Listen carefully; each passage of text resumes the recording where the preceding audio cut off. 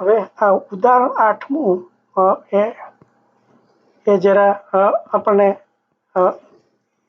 એ એટલા માટે કે કીધું કે આપણે જે પહેલા 3 રીતે શીખાતા ને કે એના આપણે ગ્રાફમાં શીખાતા કે આપણે 2 સમીકરણ હોય કે 2 સુરેખ હોય તો જો એ સમાંતર જતા હોય તો એનો કોઈ દી ઉકેલ મળે નહીં, એકબીજાને કાપતા હોય તો જ મળે, અને અથવા તો એકમાં બીજો સમાઈ જાય તો એના અનંત ઉકેલ છે મળે. એટલે આ 3 વસ્તુ આપણે શીખાતા, એટલે ત્રણેયના અહીંયા જુદા જુદા દાખલા આપવા છે. એટલે આપણે જે પહેલું શીખા આ સમાંતર હોય તો એનો ઉકેલ ના મળે એનો આ દાખલો છે. પણ આપણે જરા આ જે સોપાનો શીખા એ રીતે કરશું ગ્રાફને બદલે. એટલે જોઈએ હવે આ બીજું સૂત્ર જે ઉદાહરણ છે કે આ એક સૂત્ર છે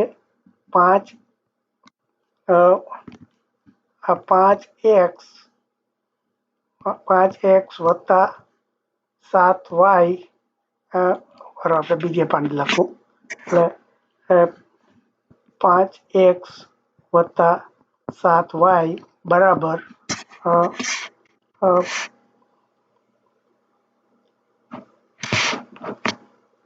12 છે, બરાબર 12 અને બીજું સૂત્ર છે 10x વત્તા 14y બરાબર 20. 10x વત્તા 14y બરાબર 20. એટલે હવે આપણે જો પેલા સોપાન જોઈએ કે ધારો કે આ x ની કિંમત હું ચોપડી છે એના કરતાં જુદું લઉં છું.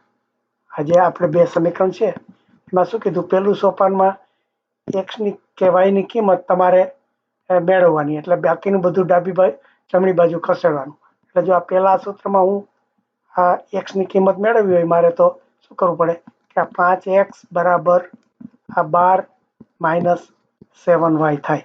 એટલે x ની કિંમત મેળવી હોય તો પાછા 5 ભાગવા પડે, એટલે 12 - 7y છેદમાં 5.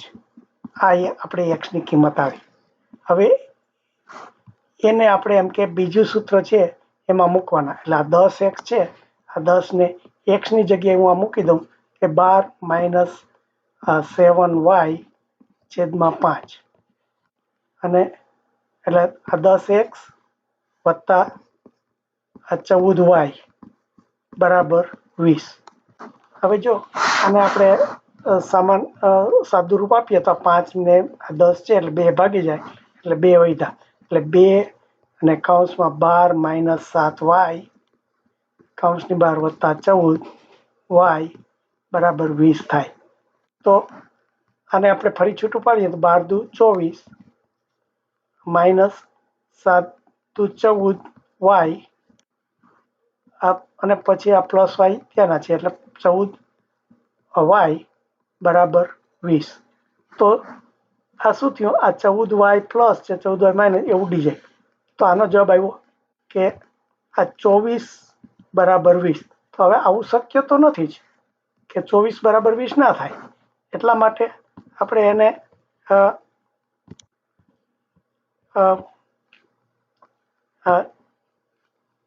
આનો કોઈ આપણને x કે y મળતા નથી, તો એનો કોઈ ઉકેલ છે નહીં.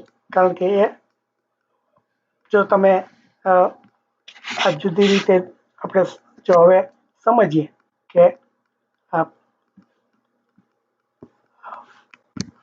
5x વત્તા 7y બરાબર 12 અને 10x વત્તા 14y 10x વત્તા 14y બરાબર 20. આવા 2 સૂત્રો છે. જો આને આપણે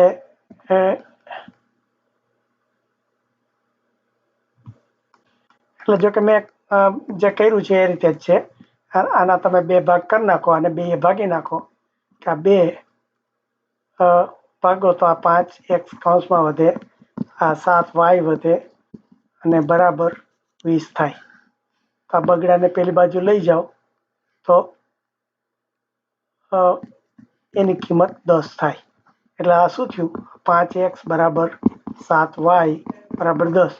અને પહેલું સૂત્ર આપણે હતું 5x + 7y બરાબર 12. પણ એ બે એ યુગ્મ ના કહેવાય, જોડી ના કહેવાય, કારણ કે બેનો શક્ય નથી કે એકને એક વસ્તુના બે જવાબ આવે.